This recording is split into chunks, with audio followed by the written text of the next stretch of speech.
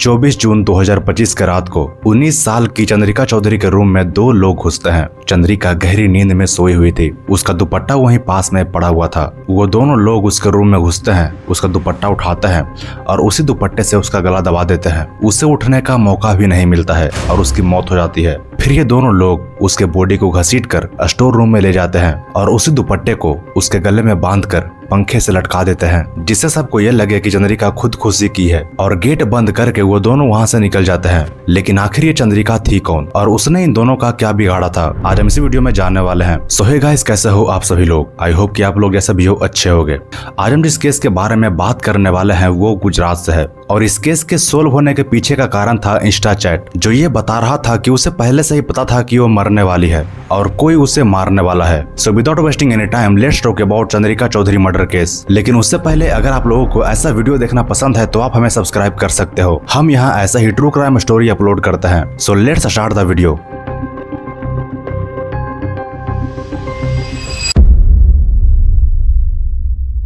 गुजरात बनासकांठा, 5 जून 2025। चंद्रिका के परिवार वाले घबराए हुए हालत में पास के पुलिस स्टेशन जाते हैं और बोलते हैं कि मेरी बेटी चंद्रिका कहीं मिल नहीं रही। हमने उसे सभी जगह देख लिया है जहां वो जा सकती थी, लेकिन वो कहीं भी नहीं है, ना ही उसका फोन लग रहा है। पुलिस वाले मिसिंग कंप्लेन लिख लेते हैं। उन्हें लग रहा था कि शायद उसे किसी ने किडनैप कर लिया है, इसलिए पुलिस जल्दी से इस केस पे काम करने लगती है। पुलिस वाले उसके फोन को ट्रैक करते हैं, लेकिन उसका फोन अलग अलग लोकेशन पे मूव कर रहा था। 5 दिन के बाद उसका फोन जाकर एक जगह रुकता है, वालासोर के रिजोर्ट में। 12 जून 2025 के रात के लगभग 10 बजे पुलिस वाले चंद्रिका के भाई के साथ रिजॉर्ट पहुंचते हैं, जहां उसका भाई देखता है कि चंद्रिका एक लड़के के साथ रूम में है। पहले इसके परिवार को लग रहा था कि शायद ये किडनैप हो चुकी है, लेकिन जब उसका भाई देखता है कि चंद्रिका अपने मन से किसी लड़के के साथ घर से भागी है, तब वो गुस्से में आ जाता है। पुलिस वाले दोनों के फोन को जब्त कर लेते हैं और चंद्रिका को उसके भाई के साथ घर भेज देते हैं। लेकिन उस लड़के को पुलिस स्टेशन ले जाया जाता है और उसको एक बहुत पुराने केस में जोड़कर जेल के अंदर डाल देते हैं। चंद्रिका भी ये बयान देती है कि उसे जबरदस्ती ले जाया गया था। चंद्रिका बोलती है कि मैं अपने परिवार के साथ ही रहना चाहती हूँ। 22 जून को दोनों को कोर्ट में पेश होना था। हरेश तो कोर्ट आ जाता है और वो खुश भी था क्योंकि वो चंद्रिका से मिलने वाला था। लेकिन एक ही पल में उनका दुनिया बिखर जाता है, क्योंकि चंद्रिका के जगह पे उसके लॉयर ने उसका डेथ सर्टिफिकेट पेश किया था, जिसमें ये लिखा हुआ था कि हार्ट अटैक की वजह से उसकी मौत हो गई है। इसी वजह से कोर्ट ने इस केस को क्लोज कर दिया था। लेकिन हरेश को भरोसा नहीं हो रहा था कि चंद्रिका अब इस दुनिया में नहीं है। हरेश उसके घर के आस पास से पता करता है, तब उसे पता चलता है कि 24 जून को सच में चंद्रिका की मौत हो गई है। और कुछ ही देर के बाद हरेश को कुछ ऐसा मिलता है जिसको लेकर वो सीधे पुलिस के पास जाता है और बोलता है कि चंद्रिका का मर्डर किया गया है और उसे मारने वाले और कोई नहीं बल्कि उसके परिवार वाले ही हैं। और ऐसा हरेश इसलिए बोल रहा था क्योंकि जब वो जेल से बाहर आया था तब उसे उसका फोन दिया गया, लेकिन वो फोन रीसेट कर दिया गया था। फोन लेने के बाद जब हरेश अपना इंस्टा लॉगिन करता है, तब वो देखता है कि चंद्रिका ने उसको बहुत सारा मैसेज कर रखा है, जिसमें कई सारी इमोजी के साथ लिखा हुआ था कि मैं जिंदगी भर तुम्हारे पास रहना चाहती हूँ, लेकिन मेरे घर वाले मेरी शादी कहीं और फिक्स कर रहे हैं। चंद्रिका बहुत सारे सैड इमोजी के साथ लिखती है कि तुम मुझे यहाँ से ले जाओ, नहीं तो ये लोग मुझे मार डालेंगे। लेकिन चंद्रिका ऐसा क्यों बोल रही थी और ये हरेश उसका बॉयफ्रेंड कैसे बना, इसको जानने के लिए हमें जाना पड़ेगा चंद्रिका की मौत के 4 महीने पहले। 21 फरवरी 2025 चंद्रिका अपने घर से 30 किलोमीटर दूर पालनपुर में रह के नीट एग्जाम की तैयारी करने के लिए आई थी और हॉस्टल जाने के लिए बस स्टॉप पे बस का वेट कर रही थी। जब बहुत देर तक बस नहीं आती है और शाम भी होने को रहता है, तब चंद्रिका लिफ्ट मांगना स्टार्ट करती है। उसी वक्त हरेश अपने बाइक से कहीं जा रहा था। जब वो देखता है कि कोई एक लड़की परेशान है और लिफ्ट मांग रही है, तब वो अपना बाइक रोक देता है। चंद्रिका अपना सिचुएशन हरेश को बताती है और हरेश उसको हॉस्टल तक सेफली ड्रॉप करने के लिए मान जाता है। इसी बीच दोनों में बहुत सारी बातें होती है और हरेश चंद्रिका को एक बहुत अच्छा लड़का लगता है और इसी वजह से दोनों के बीच नंबर भी एक्सचेंज हो जाते हैं। फिर दोनों में बहुत सारे चैट और बातें होने लगती है। दोनों एक दूसरे से मिलने लगते हैं और धीरे धीरे दोनों के बीच प्यार हो जाता है। लेकिन हरेश का एक पास्ट भी था, वो पहले से ही शादीशुदा था और उसका एक बच्चा भी है, लेकिन उसके पत्नी के साथ उसका रिश्ता कुछ ठीक नहीं है, इसलिए दोनों अलग रह रहे थे और दोनों में कोई कनेक्शन भी नहीं था। और इन्हीं सब बातों को लेकर चंद्रिका को हरेश के ऊपर भरोसा हो जाता है। वो उसे और ज्यादा प्यार करने लगती है। दोनों कई जगह घूमने भी जाते हैं। चंद्रिका दिन भर नीट की तैयारी करती और शाम के फ्री टाइम में वो हरेश के साथ वक्त बिताती। 3 महीने तक दोनों के बीच कुछ ऐसा ही चलता है। फिर चंद्रिका अपने घर आ जाती है नीट का एग्जाम देने और उसके 1 महीने के बाद चंद्रिका अपने घर से गायब हो गई थी। हरेश के साथ घर से भाग गई थी। लेकिन इस इस एक महीने में उसके साथ ऐसा क्या हुआ था जो उसे घर से भागना पड़ा। जब हरेश पुलिस को अपना इंस्टा चैट दिखाता है जो चंद्रिका ने मरने से पहले उसको मैसेज किया था, तब इस केस को सीरियस लिया जाता है और चंद्रिका के चाचा और भाई के साथ पूछताछ करने के लिए पुलिस स्टेशन लाया जाता है। पहले तो वो लोग कुछ बोल नहीं रहे थे और दोनों के बयान में कुछ न कुछ अलग था। पुलिस वाले समझ गए थे कि ये लोग हमें फेक स्टोरी सुना रहे हैं, लेकिन धीरे धीरे पुलिस उनको तोड़ ही देती है और फिर वो सामने आता है जो सभी के लिए शॉकिंग था। 4 मई 2025 को जब चंद्रिका एग्जाम देने के लिए घर आई थी,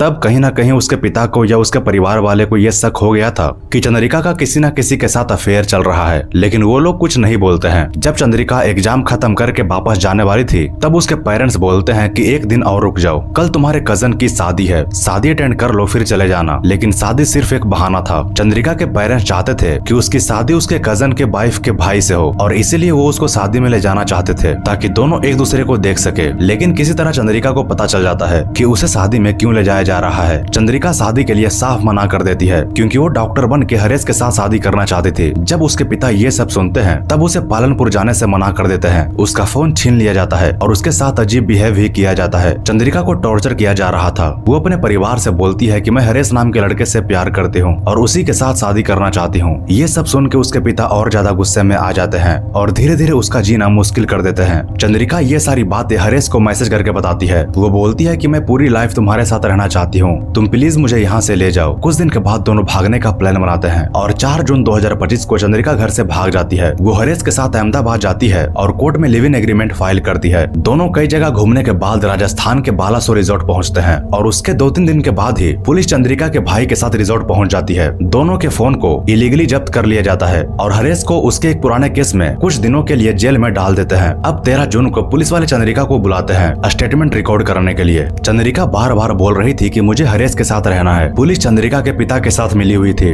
क्योंकि उसके पिता सरपंच रह चुके थे। पुलिस वाले और उसके पिता चंद्रिका को ये बोलते हैं कि अगर तुमने अपना स्टेटमेंट नहीं बदला तो हम हरेश को दूसरे केस में फंसाकर जिंदगी भर के लिए जेल में डाल देंगे। इसलिए चंद्रिका हरेश के अगेंस्ट में गवाही देती है। 7 दिन के बाद हरेश जेल से निकलता है, अपना फोन लेता है और वो देखता है कि उसके फोन को इलीगली रीसेट कर दिया गया है। वो अपना इंस्टा लॉगिन करता है और वो देखता है कि चंद्रिका ने उसको बहुत सारा मैसेज कर रखा है। वो बोलती है कि मैं सिर्फ तुमसे शादी करना चाहती हूँ, मेरे परिवार वाले मुझे मार देंगे, और कई सारे मैसेज वो इंस्टा पे करती है। वो मैसेज हरेश पुलिस को दिखाता है और वही सारे मैसेज पुलिस वाले चंद्रिका के पिता और चाचा को दिखाते हैं। तब जाके वो लोग सच्चाई बोलते हैं। वो दोनों बोलते हैं कि मेरी बेटी पे हमको पहले से ही शक था और जब वो हरेश के बारे में बताती है तब मैं अपने भाई के साथ मिलकर प्लान बनाता हूँ। वो चंद्रिका को एक लास्ट बार समझाते हैं। जब वो नहीं मानती है तब रात को उसके पिता और उसके चाचा रूम में घुसते हैं और उसके दुपट्टे को उठाकर उसका गला दबा देते हैं और उसकी मौत हो जाती है। फिर उसके बॉडी को घसीटकर स्टोर रूम में लाया जाता है और उसी दुपट्टे से उसको पंखे से लटका देते हैं ताकि सबको ये लगे कि चंद्रिका खुदकुशी की है और दोनों अपने अपने कमरे में जाकर सो जाते हैं। जब सुबह होती है तब उसके पिता और चाचा ड्रामा करते हैं और बोलते हैं कि अगर बाहर किसी को ये सब पता चला तब हमारी इज्जत चली जाएगी, इसीलिए हम सबको बोलेंगे कि इसे हार्ट अटैक हुआ था और उसी में इसकी मौत हो गई। चंद्रिका के डेथ के बारे में अपने किसी भी परिवार को इन्फॉर्म नहीं करते हैं। बिना किसी को बताए ये लोग चंद्रिका के बॉडी का अंतिम संस्कार कर देते हैं और अपने कनेक्शन का यूज करके ये लोग फेक डेथ सर्टिफिकेट भी बना देते हैं और उसी को कोर्ट में पेश किया जाता है। ये सारा बात चंद्रिका के पापा पुलिस के सामने बोल रहे थे। चंद्रिका के पापा, चाचा और भाई को अरेस्ट कर लिया जाता है। चंद्रिका अपने लाइफ में कुछ अच्छा करना चाहती थी। उसका एक छोटा सा सपना था, लेकिन उस सपने को उसके परिवार वाले मार डालते हैं। सो आई होप कि आप लोगों को ये वीडियो अच्छा लगा होगा। अगर वीडियो अच्छा लगा हो तो वीडियो को एक लाइक कर देना और ऐसा ही वीडियो के लिए चैनल को सब्सक्राइब कर देना। तो मिलते हैं हम आप लोगों से अगली वीडियो में।